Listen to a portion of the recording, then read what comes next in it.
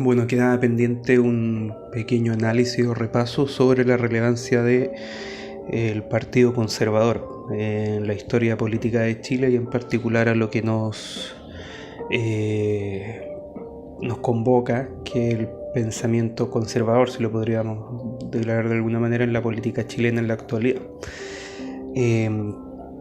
Hay que entender que el Partido Conservador no puede ser entendido solamente como un partido político, clásicamente hablando, sino como todo un movimiento o un espíritu que hubo en la política chilena desde 1829 en adelante.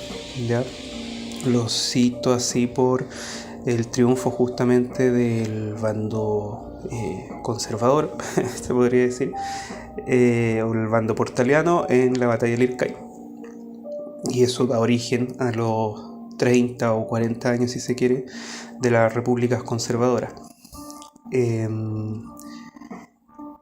Si nos referimos o tomamos como referencia a Alberto Edwards en la Fronda Aristocrática, él caracteriza al Partido Conservador o a toda la esfera conservadora en la política chilena muy asociado a un sector no solo político, no solo religioso, muy cercano a la Iglesia Católica, que va variando después en el tiempo esa cercanía, sino también geográfico y de una de las esferas más importantes de la sociedad chilena, que es la milicia, el ejército. Originalmente el bando triunfador en el IRCAI y posteriormente, que como había comentado estructura el régimen portaliano y la República Conservadora, está muy ligado a una familia Prieto, que eran una familia de militares que tenían ya un par de siglos de experiencia en la frontera, en la región del Biobío, en la lucha contra los mapuches, y posteriormente se hacen presentes en la política. Son el bando de los pelucones, si se quiere llamar así, conservadores, y se acercan al poder, digamos, formando un movimiento alrededor de nuevo de una casta militar cercana a la iglesia conservadora, justamente porque eran parte del viejo régimen, habían trabajado para el viejo régimen, para el Imperio Español, y mantienen esa continuidad con los presidentes Prieto, Bulnes, Montt y José Joaquín Pérez. ¿Qué pasa? Ya en el gobierno de Manuel Montt Manuel Montt junto con Antonio Varas son políticos muy trascendentes y muy fuertes, ¿ya? Ellos mismos generan un caudillismo, aparte del caudillismo que podía generar, por ejemplo, la figura de Portales o ser depositario del régimen portaliano en algún momento, pero ellos de por sí fueron muy caudillos. La derecha chilena tiene la tendencia al caudillaje. Es muy poco trascendente ideológicamente porque tiende a colgarse de personajes y hacer campaña y hacer acción política a través de personajes. En este caso, por ejemplo, Manuel Montt, que después fundan el partido o el ala monvarista del Partido Conservador y generan toda un sector de influencia en la política chilena meramente apoyado en la influencia de Manuel Montt, que fue un político que estuvo en el Senado hasta los 80 años, aproximadamente más de 80 años, o sea, llegó más o menos hasta en la década de 1880, activo políticamente y con mucho apoyo. Pero bueno, ya en el gobierno de Manuel Montt empieza a haber una escisión en el Partido Conservador. Se podría decir que se democratiza el Partido Conservador y ya no está tan ligado a la familia Prieto ni a los militares de la octava región o de la zona de la frontera. Empiezan a aparecer nuevos personajes, entre ellos Manuel Montt, que según, de nuevo, Alberto Edwards, se produce un choque de Manuel Montt con la fronda aristocrática, que le llama, que son la nueva oligarquía castellano-vasca, mercantilista. Llega con el boom de el salitre, o particularmente en el norte de la minería, porque no era de su bando, digamos, ya no era de esta antigua oligarquía o de esta nueva oligarquía que se estaba formando, que tiene vinculación también casi étnico-racial. ¿Ya? Montt era de ascendencia catalana, no vasca ni castellana antigua. Bueno, se produce este quiebre en el Partido Conservador con la ascensión de Montt. Se mantiene la República Conservadora hasta cierto punto con la lógica portaliana en el gobierno de José Joaquín Pérez, pero ya teniendo que hacer vincularse mucho y hacer mucha negociación con el Partido Liberal, que el Partido Liberal, los que habían sido los depositarios de los pipiolos, que veían de nuevo, había toda una mitología sobre el haber perdido, así como algunos se sienten perdedores de 1973, muchos en ese tiempo se sentían perdedores de 1829, del IRCAI. Y asimismo se había reforzado esa influencia con los hijos de los antiguos hacendados que habían ido a estudiar a Europa, particularmente a Francia, con personajes como Francisco Bilbao. De hecho, en el gobierno de Montt tuvo dos rebeliones importantes, una especie de estallidos sociales en 1851 y 1859, lo que de a poco va horadando el régimen conservador. No solo el partido, sino la estructura conservadora del gobierno, a favor de estos liberales. Entonces ya de 1861 en adelante se empieza a pactar activamente el Partido Conservador con los liberales. Después llega los presidentes liberales, que algunos fueron más liberales que otros, entendiendo el liberalismo decimonónico, obviamente, no el liberalismo actual. Y se produce otra fractura en tanto a la situación dentro del partido, el apoyo más directo, más jugado, se podría decir, del movimiento ultramontano, o sea, quienes querían un Estado más confesional, querían una vinculación más directa de la Iglesia, y el ala montvarista, por ejemplo, que era mucho menos apegada al tema de la Iglesia. Obviamente eran católicos también, pero no veían con tan buenos ojos una vinculación tan directa de la Iglesia en la política, con influencia. Ahí está el tema de la cuestión del sacristán, de la elección del sacristán de Santiago, etc. Ya para el tiempo de la Guerra Civil de 1891 está totalmente degradado lo que es el movimiento conservador. Hay partidos liberal conservador, conservador liberal, balmacedista, montvarista, y son partidos o movimientos que están muy vinculados a procesos eleccionarios, no a procesos a largo plazo. Ya esa intrascendencia que va teniendo el Partido Conservador se empieza a reforzar con la aparición de nuevos partidos políticos y de nuevos caudillos muy influenciados por los que pasaban en Europa. Partidos de izquierda, el Partido Comunista, Partido Socialista, que era, aquí en Chile nace como un partido socialista no marxista,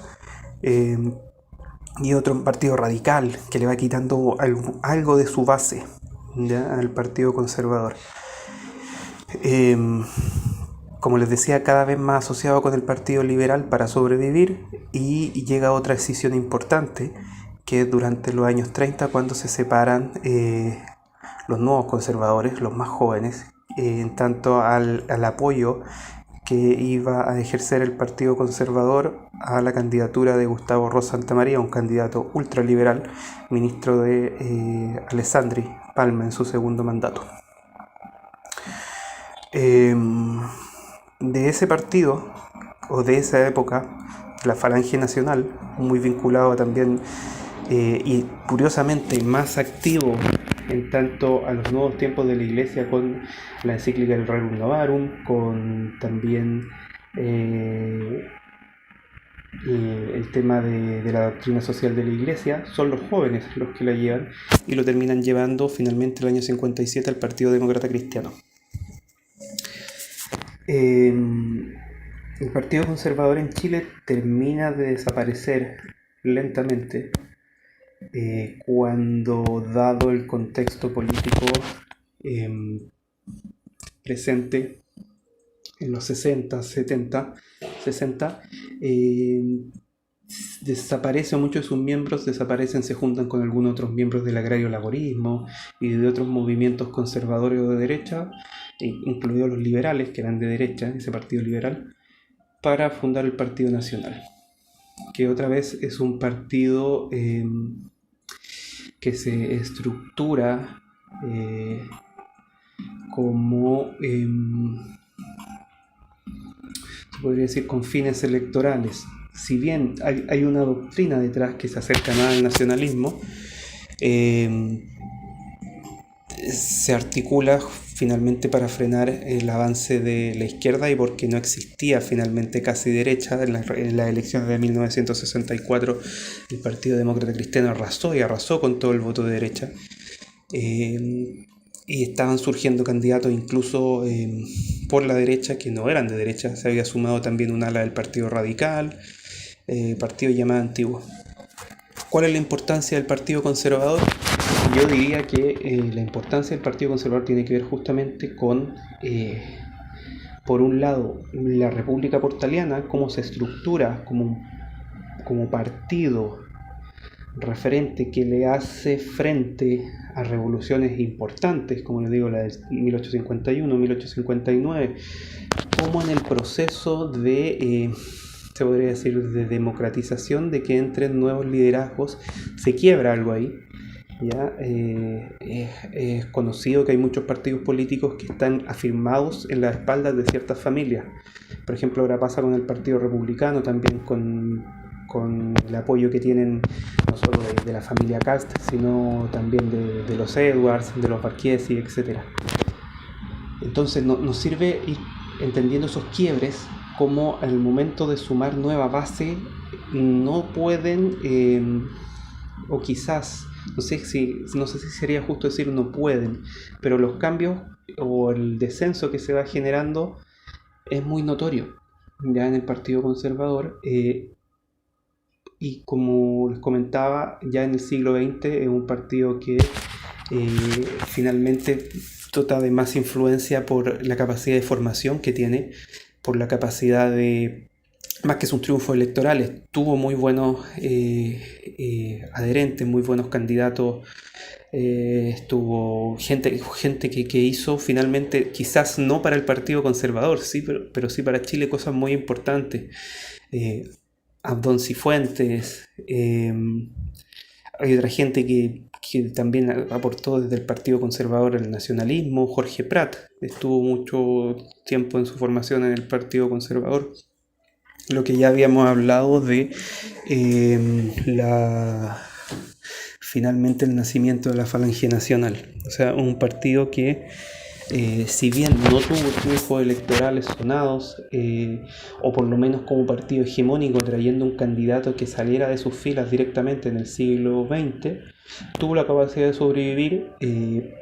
Estaba construido doctrinariamente en tanto un mito, por una parte la República Portaliana, por otro lado el vínculo con la Iglesia.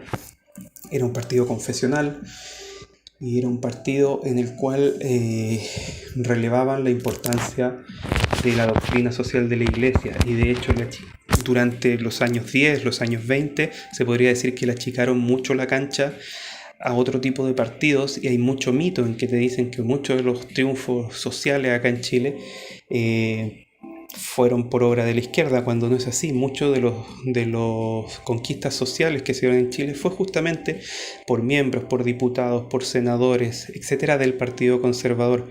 Juan Enrique Concha es otro también bien importante. Leyes de seguro obrero, de vivienda obrera, de educación, etcétera, todas nacieron del Partido Conservador gracias a la capacidad que tuvieron ellos de articular y sintetizar mucha de la influencia que venía de de la doctrina social de la Iglesia en Europa a lo que era la realidad chilena. ¿Ya? Es algo que no está relevado históricamente, pero es importante que nosotros conozcamos, tanto para aprender de eso, como para saber cómo se pueden generar acciones propositivas de cambio social sin perder el norte doctrinario. ¿Ya? Eso es muy importante de aprender tanto del periodo conservador como del partido conservador. Y además, obviamente, por un tema de contradiscurso, porque está muy presente el tema de que todos los triunfos sociales, o los más relevantes, son acá en Chile, bueno, en el mundo, son obras de la izquierda, movimientos de izquierda, cuando claramente no es así.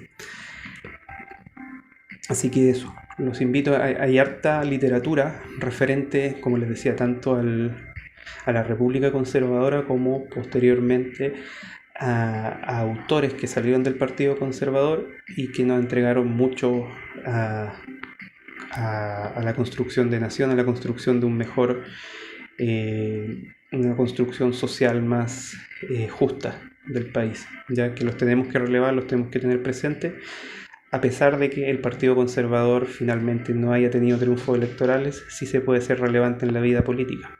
¿Ya? Eso, los dejo invitados a que puedan revisar los textos y quizás una pequeña orientación sobre de qué se trata cada texto la puedo dejar también escrita ahí. ¿Ya?